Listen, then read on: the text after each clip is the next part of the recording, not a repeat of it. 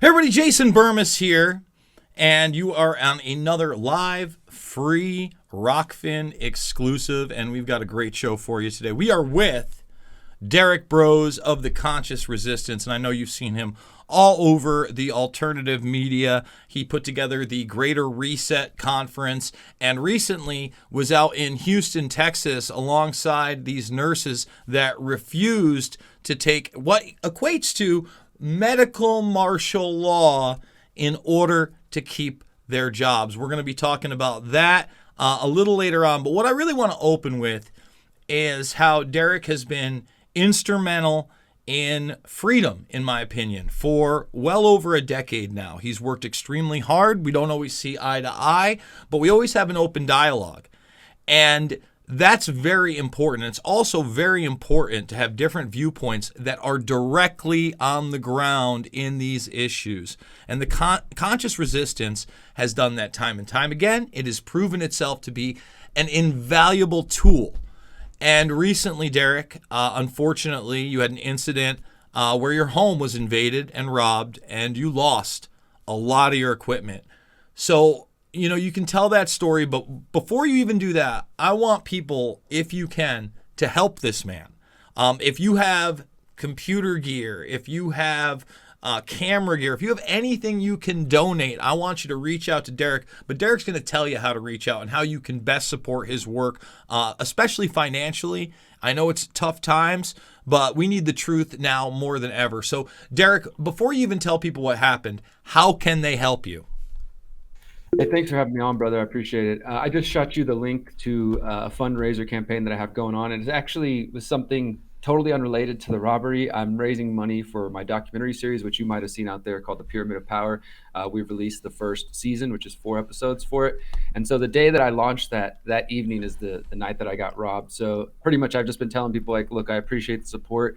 I did lose desktop that I edit, a laptop, camera, backpack with lenses, webcams, personal journals, just so many things were taken from my house, directly out of the house. And obviously that equipment goes towards me producing documentaries, as you know. So I pretty much had to start all over. I found one old camera. I went and was able to buy a new laptop. But other than that, I'm still kind of picking up the pieces. So if anybody wants to support because of the robbery, I appreciate it. Just please, contribute to the crowdfunding campaign. And as you can see, we've been doing really great. I'm just kind of blown away by the level of support that, I launched the campaign. I was robbed that night, and then the next day, so many people have been kind of contributing. So we were aiming to raise $15,000 to pay my editors for the rest of these seasons, and we're almost at 13,000. So I've just been kind of blown away by the support, and anybody who wants to continue to support that, it's much appreciated. Well, let me say this to my audience right now. Bare minimum, Derek deserves $25,000. He deserves a $10,000 more than what he's asking for. We need him to be able to replace the irreplaceable because there are a lot of files on those computers that are never going to see the light. I've lost small things, man. Hard drives here and there, phones that get taken, and just those types of memories and work is tough enough. An editor, guys, you're still spending $1,500 to $2,500 if you want something just modern that you're not doing 4K on. You're doing 4K, it might be more $2.5 to $5,000 depending on what you're doing. And obviously things are moving in that direction. So I would love to see you get 50 grand and really be able to start taking off and doing more and more and more because you've done so much on a shoestring budget. In regards to the Great Reset, why don't you tell people about your Greater Reset conference and your continued work against this Davos crowd, this predator class? Hey, I really appreciate that, brother. And yeah, I mean, anything beyond 15,000 would be very welcome and appreciated. I want to say just one note on that. One thing before I get into the Greater Reset is these people who robbed the house. It was totally random. I know we have some kind of conspiratorial minded listeners and followers, which I understand, but this was totally kind of a random incident as far as I can tell. But when they came in and they grabbed everything, they did so in a hurry, as you usually would do in a robbery. And thankfully, they missed one hard drive. It was attached to the computer and it sort of fell, and it almost broke, but I was able to recover it. And then that has all 10 years worth of my YouTube videos. So that I was thankful that I had all my backups still for that. I did lose a lot of other things, but I just wanted to acknowledge that. And as far as the Greater Reset, thegreaterreset.org is our website. We've done 2 events now in January and then May, and both of them have been extremely successful, reaching hundreds of thousands of people around the world. And really, as you said, trying to counter the Davos crowd. The reason we call it the Greater Reset or the People's Reset, I heard people say the Great Reject, whatever you want to call it. The idea is that we're not just going to sit by passively anymore and just kind of watch and obsess over, hey, look what they talked about at the World Economic Forum. Look what they talked about during Cyber Polygon. We want to get people together. And I'd love to have you at one of the next ones we're doing, just to focus on solutions. So instead of people, there's other conferences and online and in-person events that exist out there, of course.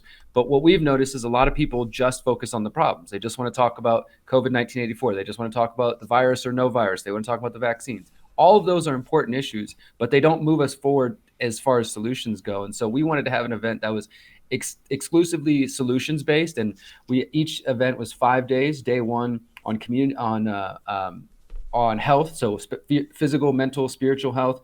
Day 2 on growing our own food, permaculture, taking that back into our own hands. Day 3 focused on the counter economy, like how do we get into crypto or alternative currencies, local currencies, barter networks, etc. Day 4 was on technology. How can we use technology in a way that can help empower us? Because obviously we know that you want to use blockchain and technology in very dark ways as well. And then day 5 was all about community building. How do we build intentional communities? Or whether you're in the suburbs or the city or in the countryside, how can we build local community and local resiliency? And so we did one in January, we did one in May, and we're taking a break right now to kind of bring it back even bigger, because we've seen, like, this has created this international community, man. At the last one, we had an event in Texas, an event in Mexico, as well as for free online. And I know that in Mexico, we had people from Romania, from Australia, from Denmark, from across Europe, of course, from Mexico and the US, who came out. And we're seeing that there is an international kind of thirst for solutions right now. And so we're just trying to tap into that. And all the talks are available for free. You guys can find all the talks we did 2 Greater Reset, and we did another event that we called D3, the Decentralized, Disruptive, and I can't remember what the other D is, but it's D3 Tech Summit. And all those talks are on our Odyssey channel at the Greater Reset Activation. I could send that link as well. But I encourage anybody, it's pretty much now just become like a repository for just conscious TED Talks. It's just, hey, if you want to get some solutions in these different areas, go check them out. They're available for free. And we're going to do our next event in January. Well, when we talk solutions, one of the things that I felt like I had to do during all this was move. And very rapidly, I ran into this group of people that was basically not only meeting because they were upset with what was happening in their community, but especially to their kids.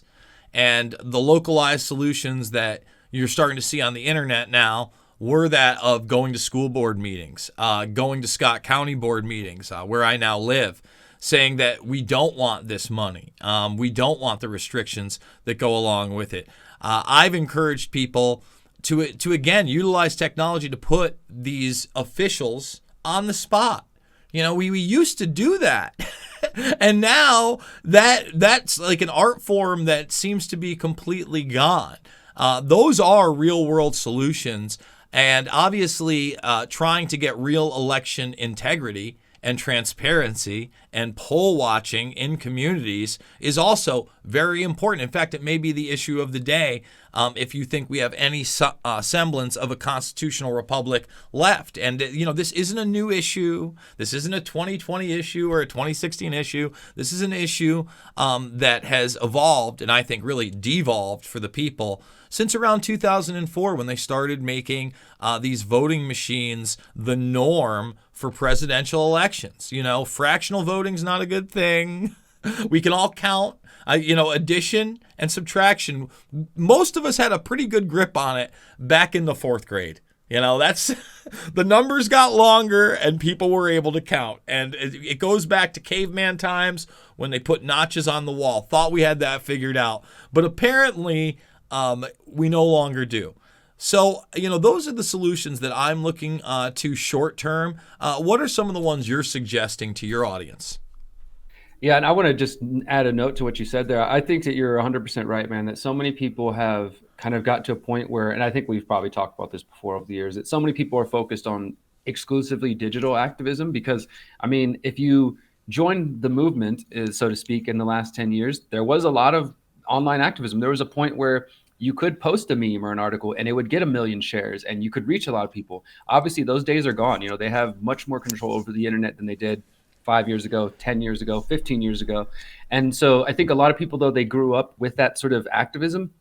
And they think that just posting memes or just sharing articles, which has a place, but just doing that or just changing your profile pic, that's some sort of kind of radical form of activism. So I think whether you're going to go to board meetings or city council hearings, obviously a lot of them now, they're not even meeting in person. It's just, you got to attend via Zoom. But even if you do that, I've been trying since, I'm in Mexico, but I still make trips back and forth to Houston. And every time I go to Houston, I try to attend a press conference to question the mayor, to question the local health department about all the various lies we know about COVID, because there's nobody else doing it. The Houston Chronicle, biggest paper in Houston, owned by the Hearst company, Hearst family, like they're not asking anything. There's nobody asking real. So even if it's being that real independent indie citizen journalist, that's a big form of activism. I encourage you to get outside.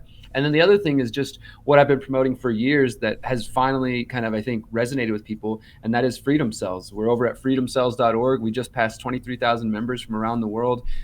Later this month, the groups in Australia are going to have their first ever Australia nationwide Freedom Cell conference call. And Freedom Cells is basically what you were talking about there. It's people meeting locally and organizing and taking action in ways that they see fit for their community. Because what works for me in Mexico or in Houston isn't necessarily going to work in the same county that you're in, right? Or it's not going to necessarily be the same solutions in England or in Australia or India or wherever else people are listening from. But the idea is that, with Freedom Cells or any other idea that resonates with a similar concept, you join the website, you create a free profile, put it what your interests are, what your skills are, put your location, don't put your home address, of course, but put the town you're in. And then after that, there's pretty much nothing else to do. You don't need to post memes. You don't need to post articles. Some people do that. But the point is, once you join, you go to the maps, and we have 2 maps, member maps and cell maps. And you put in your location and you search within 10 miles, 15 miles, 25 miles.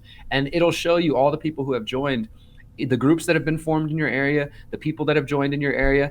And sometimes you might find that there's not people right down the block. You might have to drive 15, 20 minutes to go meet some people at a public meeting. But the point is, I can't tell you the amount of really humbling messages that I've received from people as far as Turkey, the US, Mexico, Canada, who said, thank you guys for kind of getting the ball rolling, because that's all we did is we just got the ball rolling. It's up to you guys to actually do something with it. But people are doing something with it. And there are people who are saying, oh, I met folks through Freedom Cells and now we're growing our own food. Now we're protesting, or now we're attending city council meetings, or whatever action they're choosing to do. It's up to them. But the point is that they're making those connections. And again, I think that's more important than ever, because part of the Davos agenda is they only want us to be interacting like this through Zoom and through, just the internet. And I hope, Jason, that at some point in the near future, you and I can sit down and have a face-to-face interview, right? Because I think that in 2021 is a revolutionary act to say, like, hey, forget you. We're meeting in person. We're going to talk face-to-face. We're not just going to do activism online, Yeah, absolutely. And those are solutions that were a lot more widespread over a decade ago, when the technology was not as widely available, when you had to go out and get a handy cam. And now everybody has this, high definition device in their pocket, and they've become subservient. And, let's talk about some of the censorship. Now, I'm going to post this opening segment over on YouTube. So you YouTubers out there, here's the deal. You want to see the rest of it? You go make your free Rockfin account. We're 25,000 plus strong, because this is the part of the program where we start talking about things that will get us banned on YouTube, unfortunately. And you've been at the forefront of that. So guys, make the free account, thumbs it up. Go check out Derek's channel there as well. The Conscious Resistance is over at Rockfin, and you do a lot of work with a lot of other people as well. So arrivederci YouTube. The rest is exclusively here at Rockfin.